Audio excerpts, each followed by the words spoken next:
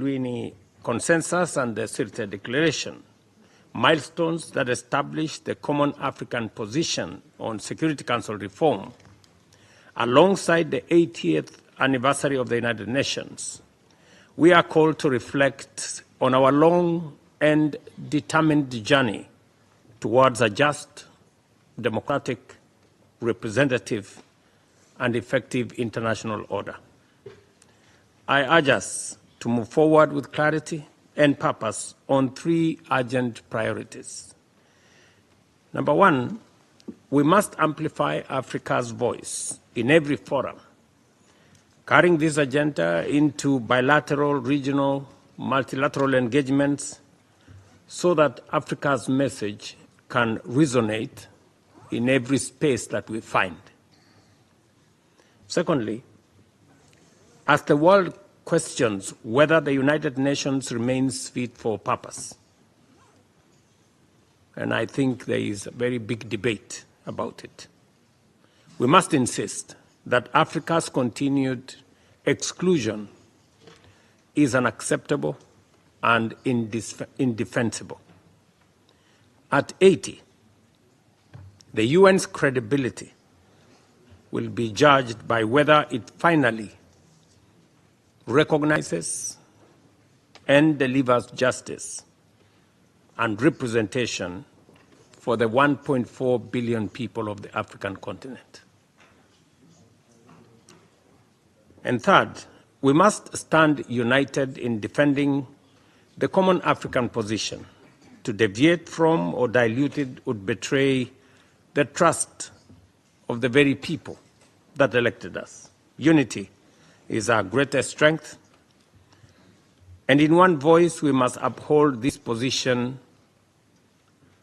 with unwavering clarity. Excellencies, Africa carries a disproportionate share of the Security Council's agenda and is among the largest contributors of the UN peacekeeping.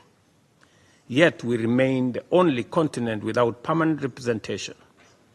This historic injustice must come to an end sooner rather than later. Beyond asserting our right, we must be clear about what we seek and how to achieve it. Securing Africa's rightful seats is our common demand. But we must also be prepared to shoulder the responsibilities that come with permanent membership, including how we will choose our representatives. This is a delicate and complex undertaking, but also an opportunity to show Africa's maturity, cohesion, and a vision for an effective international order. We must therefore begin this essential conversation as of immediate. Only then will Africa be taken seriously, and only then can our collective aspirations translate into meaningful global influence. As heads of state and government, we have made a solemn commitment. Our unity is the guarantee of progress, and our shared determination the safeguard against any delay. Kenya reaffirms its unwavering commitment to the common African position. We stand ready to work with the C10 members, the African Union, and the broader UN membership to ensure Africa's demands are no longer deferred. I thank you for your attention.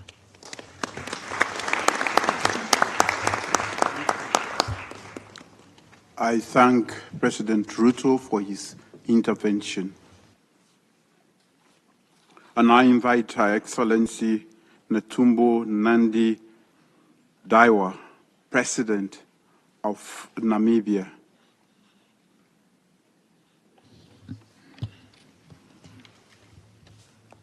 Thank you, Your Excellency Julius Maad Bio, President of the Republic of Sierra Leone and coordinator of the African Union Committee of 10, heads of state and government on the United Nations Security Council reform, Your Excellency Joao Manuel Lourenço, President of the Republic of Angola and Chairperson of the African Union, Chairperson of the African Union, Your Excellencies, heads of states, ladies and gentlemen, 20 years ago, African leaders have agreed and adopted the African Common Position on the reform of the UN Security Council, thus become a roadmap, well-known document as Wiener Consensus and the Ceres Declaration.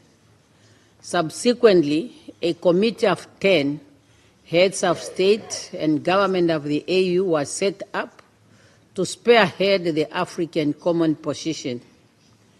Today, we are here to reflect on the work we have started 20 years ago.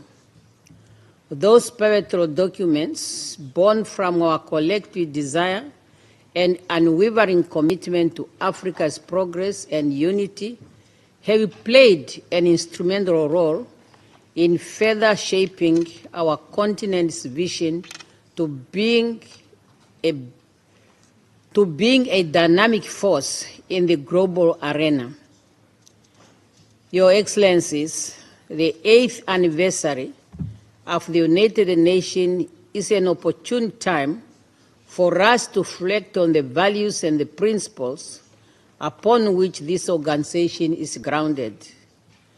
Our repeated call for a united nation that is fit for purpose, representatives and reflects of a present-day reality has become imperative.